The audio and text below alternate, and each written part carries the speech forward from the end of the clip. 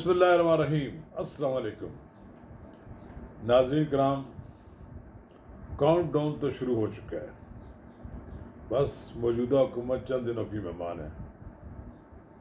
यही कोई 13 अगस्त को तो इसकी आखिरी दिन है इसका, लेकिन उससे 2-3 दिन पहले ये हुकूमत ख़त्म हो जाएगी।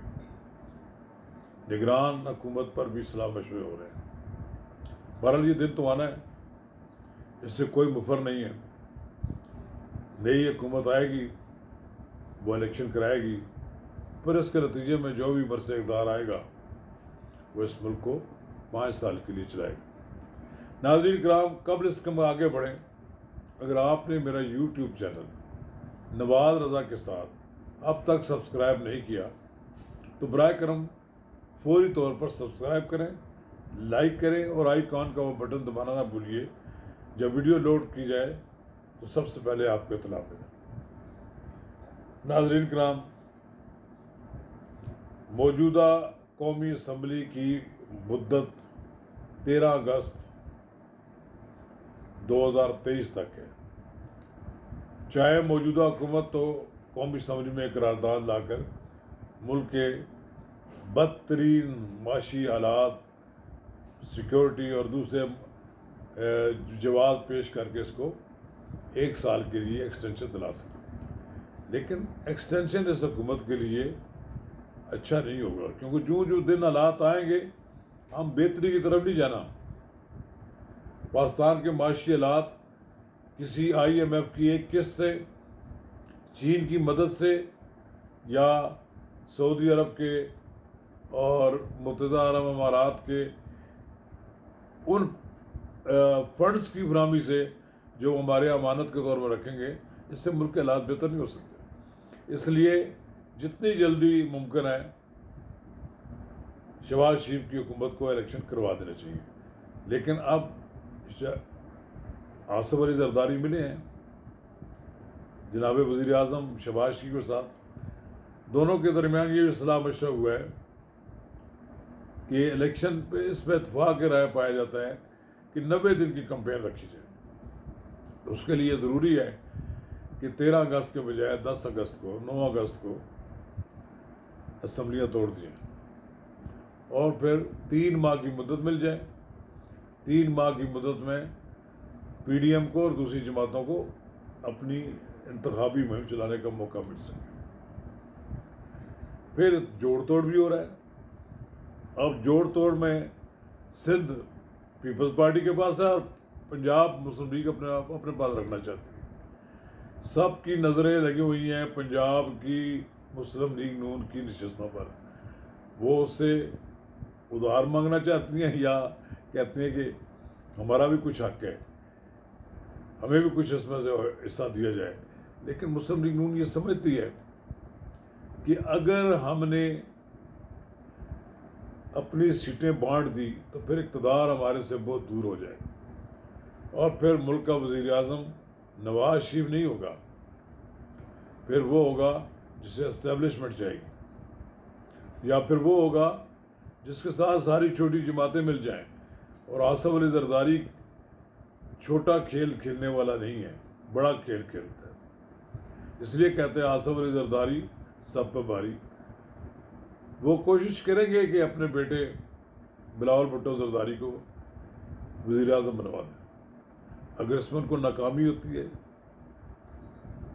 और वज़ीर आज़म नवाज शरीफ बन जाते हैं, फिर एक नई लड़ाई शुरू हो जाती है। उस नई लड़ाई में मौलाना फजल रहमान स्ट्रांग कैंडिडेट हैं और इस लड़ाई में जो कि इमरान खान के ख़िलाफ़ लड़ी गई, उसमें सबसे बड़े लीडर के तौर पर मौलाना फजल रहमान ने अपना किरदार अदा किया है। मौलाना फजल रहमान ने नाक चन्ने चबा दिए हैं इमरान खान को, और वो आप उनकी नज़र है कि मुझे अगर कम अज़ कम मेरे लिए तो सदर मुमलकत का तो मनसब होना चाहिए। और इसमें कोई शक नहीं है कि मौलाना फजल रहमान भी एक बड़े आलिम दीन भी हैं और बड़े पॉलिटिशियन भी हैं। उनके अंदर मुफ्ती महमूद की वो तमाम खूबियाँ मौजूद हैं, इसलिए वो एक स्ट्रांग उम्मीदवार है। फिर आसिफ अली जरदारी एक बार फिर ये कहते हैं पंजाबी में झूठे लेना चाहते हैं। एक बार फिर वो ईवान सदर में वही तमतलाक देखना चाहते हैं और उनकी भी ख्वाहिश है कि मैं मुल्क का दोबारा सदर बन जाऊं। लेकिन ये तो एक मीडियम के अंदर लड़ाई है, एक मफरूज़े की बुनियाद पर है कि अगला इलेक्शन जीत कर यही जमातें आएंगी। लेकिन अभी तक सूरत हाल तो ये भी वाज़ेह नहीं है कि पीटीआई कितनी नशिस्तें जीतेगी। क्या पीटीआई को प्लेइंग लेवल ग्राउंड मिलेगा? क्या पीटीआई के उम्मीदवारों को इलेक्शन मुहिम के दौरान अपना किरदार अदा करने का मौका मिलेगा, या ये है कि वो जो इलेक्शन होगा तो वो मुँह छुपाए फिरते रहें? क्योंकि जितने लोग छोड़ कर गए हैं उनमें से मेजॉरिटी वो लोग हैं जिन्होंने करप्शन की है, जिनके खिलाफ फाइलें दिखाई गई तो उनके पसीने छूट गए और उन्हें एक लम्हा लगाए बगैर, देख के इंतज़ार किए बगैर पीटीआई को खैरबाद कह दिया। भाई आप तो जेल जाने का, 2 आदमी 3 रहे हैं जो बड़े इस वक्त डटे हुए हैं।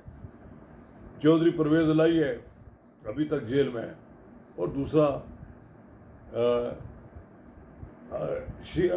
अफरीदी साहब, शहरयार अफरीदी और अली अहमद तो मारकार है। बाकी तो सारी पीटीआई फारग होगी। इलेक्शन होने हैं